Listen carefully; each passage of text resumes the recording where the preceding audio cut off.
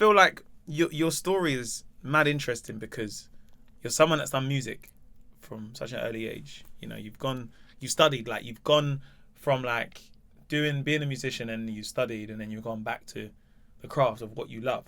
Do you know what I mean? And like, I have to ask this as a musician, and as a creative, yeah. But like, you see, for where you are now, as a musician, does it fulfill you still? Does it still give you the hunger? Because you've done it since you were like 17. Yeah. And had success from that period. So is it still fulfilling you, or are you now in a place where you're like, I want to now do this or do that, and it still fulfills me, but in a different way? Do you know that's what I mean? a good question, man. I think in terms of the primary reason I started writing lyrics, it definitely still fulfills me, because I'm not a good communicator. Like, I internalize all my feelings. So like, music was the way that I would basically figure out what's inside of my head. Yeah, man. And then I realized that people liked it. That's why I started putting it out. So now if I'm stressed, or if I'm going through a difficult time, or like I'm feeling down, when I write, I feel better. So it still fulfills me in that sense. Yeah. But it's taken a different iteration externally, in the sense that when you've been doing the same thing for like 15 years, bro, and even the way that music consumption has changed. Yeah. It's like people don't really care anymore. Like, I'm an album guy, innit? Yeah. So I always used to pour, I still do, like, my love, my attention, my care into albums. But if the label's telling you, yo, just give us something for the TikTok. Yeah. So it loses a bit of that, loses the purity that you had.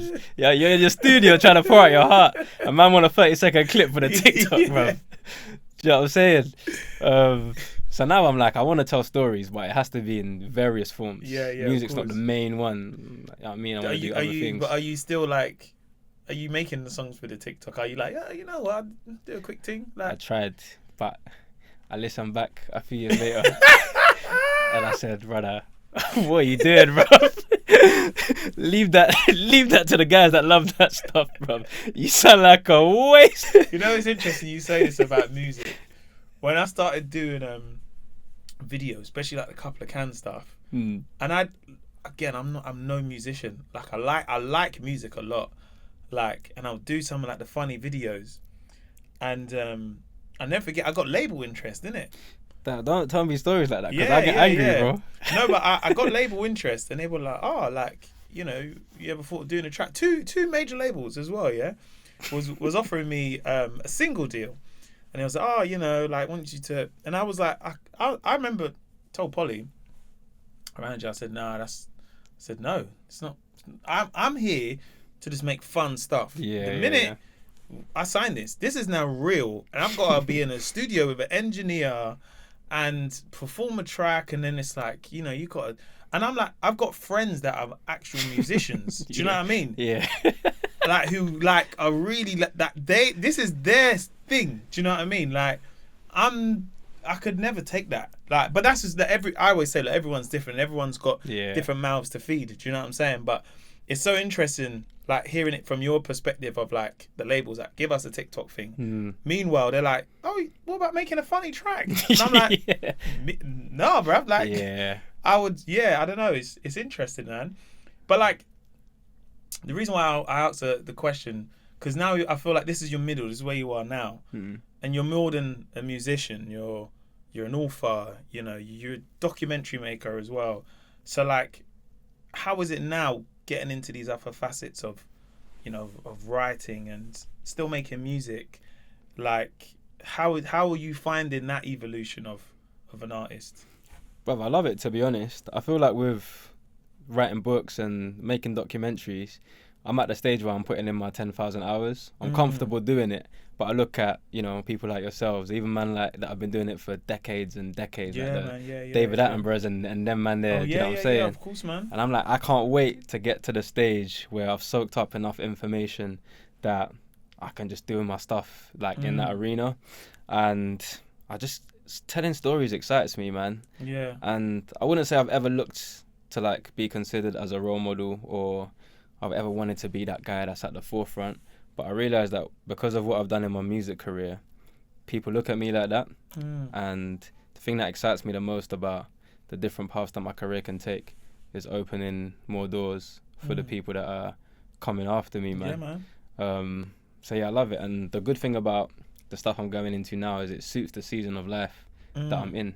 Because with music, unless you're, you know, that Jay-Z and Do you have to live and breathe it? Drake, I think you have to, bro. Like, if you want to make a living, you got to tour all the time. You're not seeing your family. You're not seeing your kids. Yeah. It's like long days, traveling. You got bare stamps on your passport, but you feel like you ain't even seen them countries because when you land, sound check, do the show, bro. Back. Yeah. And I don't think I'm in that season of life where I want to be away from my kids and stuff like that. Yeah, so man. what I like about now is I can kind of strategize and lay out my year a bit better in a way that suits me. And what is it about storytelling? Because I'm a big fan of documentaries, and for me, it's what I switch off to. So again, a lot of people ask me as a comic, they're like, "Oh, you know, you must be watching comedy all the time." Definitely not, bro. Like, yeah, same. it's probably the lowest of my to watch list. That's like me with music, man. Yeah, because it's like I watch comedy in a different way that a member of the audience watches it. I'm like, 100. oh, that's a great punchline. Oh, look at the set. And then I'm looking at it of like, oh, cool, they filmed it on those lenses. I love that camera. Oh, that's a nice venue. I love that shot. Because I'm not watching it as what I used to as a fan. I am a fan of comedy. I love it. I can sit there and laugh and stuff, but it takes me like 5-10 minutes to actually indulge and enjoy it and take it in. So what is it about storytelling now, especially when it comes to documentaries? Is documentary making important for you to tell other stories? No, 100%. I think for me, if I have to do an event in like, I don't know, like Scunthorpe or Doncaster and something random, what really aggravates me is when like people from those areas meet me and like they're shocked that like man can put a sentence together, or I'm not what they thought a brother from inner city London. Yeah, of course. And it aggravates me because I know bare man that are just G's. Yeah. So the thing I love about storytelling is breaking down those stereotypes and telling stories that we don't hear, because there's a guy from the ends right now that wants to be a gardener, bro.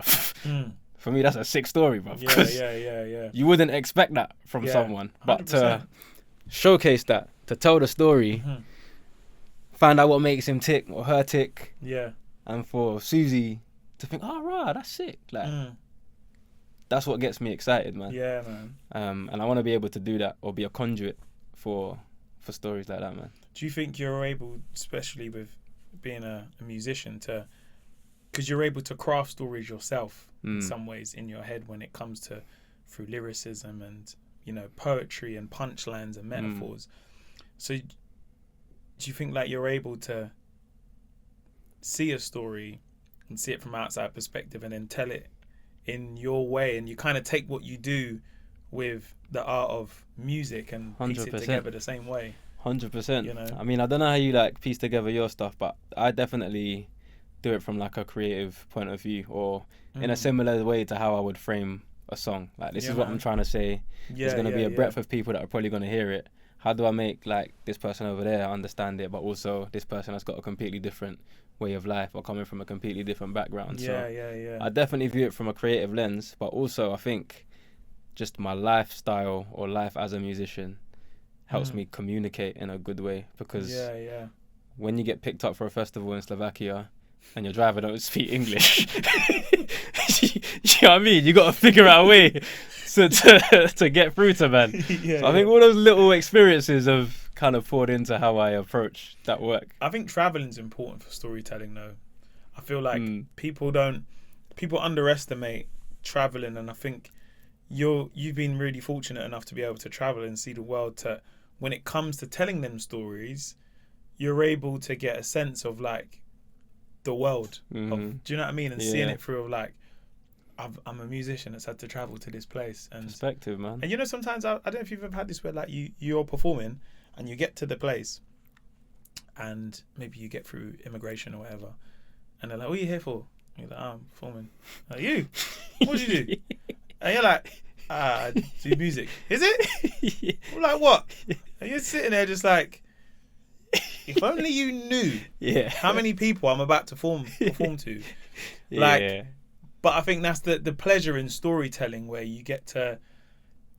It's that kind of that fish out of water experience where you've got off the plane and then you're like, okay, cool. Like, I'm here to do a thing, and even the person there doesn't believe you're there to do that thing. So, I guess when you're telling the story, you're able to then now be like, let me put myself back in that position now, where I'm a tourist and I don't understand this place, and he doesn't even understand me, but now he does. That's it. He's like, really? Oh, check you out. Go through. Do you know what I mean? I love that, man. I love those interactions for those reasons, but also because it keeps you humble. Oh, like, massively, man. Yeah. I remember one time, where was it? I think I was in like Poland or something, and I was playing a festival that was actually a good festival, but they also had like a huge festival, and someone had a sign up, Pusha T, yeah, and they was coming to me as if I was Pusha. So I was like, no, I'm Governor B. Yeah, bro. The way man said who, like, this is the most disrespectful who I've ever heard in my life, bruv. And then he just walked away, bruv. Like, yeah, you go over to your little. But that stuff keeps you humble, bro. It keeps you humble, man.